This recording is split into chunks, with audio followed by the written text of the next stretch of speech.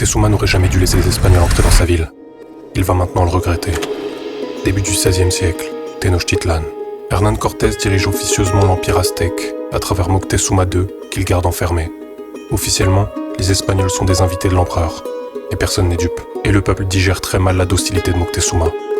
La colère monte, mais pour l'heure, seul règne une apathie étrange qui inquiète Pedro de Alvarado, responsable des troupes laissées dans la ville alors que Cortés est absent.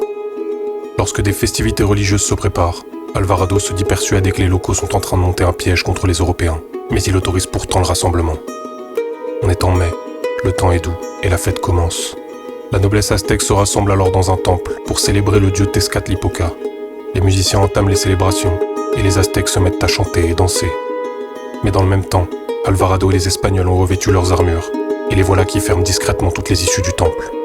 Puis ils pénètrent dans son enceinte bercée au son des festivités. D'un coup, la musique est remplacée par des cris d'effroi, alors que les Espagnols coupent les mains des musiciens, puis leur gorge.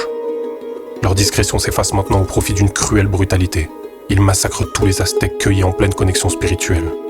Et très vite, les rares survivants qui se cachent encore sous les corps morts de leurs semblables sont achevés un par un, le rythme du palpitant rompu comme la musique qui le faisait encore battre quelques minutes auparavant. Et les Espagnols observent le sang des vaillants guerriers courir comme si c'était de l'eau. La guerre a commencé.